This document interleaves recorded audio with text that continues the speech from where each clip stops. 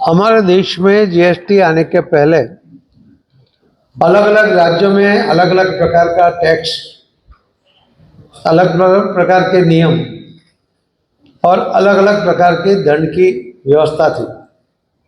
इसके कारण अनेक राज्यों में व्यापार करने वाले लोगों को बहुत सी कठिनाइयों का सामना करना पड़ता था। माननीय प्रधानमंत्री श्री नरेंद्र मोदी साहब ने एक देश में एक टैक्स की व्यवस्था होनी चाहिए, उसी के कारण जीएसटी लाने का निर्णय किया। 8 साल पहले ये निर्णय हुआ और इस निर्णय के कारण आपने देखा होगा कि लोगों को सुविधाएं बढ़ी। पूरे देश में सभी राज्यों में एक ही कानून जो केंद्र का था वो लगा। पहले केंद्र की कोई इसके अंदर इन्वॉल्वमेंट नहीं था, उसके कारण चोरी की भी मात्रा बहुत बड़ी थी। और आज एक व्यवस्था होने के कारण, केंद्र के उसके ऊपर पूरा कंट्रोल होने के कारण चोरी में भी क्रमशः धीमे धीमे कम हो रही है और धीरे धीरे बंद करने के लिए कोशिश हो रही है। आप जानते हैं कि सूरत में टेक्सटाइल में कहीं 5% टैक्स था, कहीं वही कापड़ पर कोई जगह पर 12% था।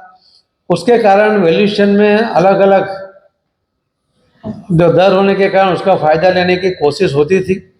उसके कारण व्यापारियों में कंपटीशन भी होता था और जो कुछ न कुछ लाभ लेने की कोशिश करते थे तो उनके लिए सबको एक दूसरे को नुकसान भी हो जाता। आज सबको कपड़ा टेक्सटाइल के ऊपर 5% टैक्स करके ये बहुत बड़ा काम माननीय प्रधानमंत्री श्री नरेंद्र मोदी जी ने और फाइनल मिनिस्टर निर्मला जी ने एक किया है। इसके लिए उनके बहुत बहुत आभार भी करते हैं। इस जीएसटी का दर जो पहले ज़्यादा था, पहले सिर्फ जब शुरू हुआ तो 66,51,000 इतने ही लोगों का रजिस्ट्रेशन हुआ था। और आज आप देखिए 2025 में 8 साल के बाद 1.51 1.5 करोड़ से ज़्यादा लोगों का रजिस्ट्रेशन इसके अंदर हुआ है। क्रमशः सरकार की इनकम भी बढ़ी है। सरकार की इनकम बढ़ती है तो सरकार देश के इंफ्रास्ट्रक्चर में उसका उपयोग होता है, देश की सुरक्षा में उसका उपयोग होता है। और आप देखते होंगे कि इसके कारण बहुत से इंफ्रास्ट्रक्चर के प्रोजेक्ट भी बहुत ही स्पीड में पहले से भी चल रहे थे, अभी भी आगे बढ़ रहे और नए नए प्रोजेक्ट भी आ रहे हैं।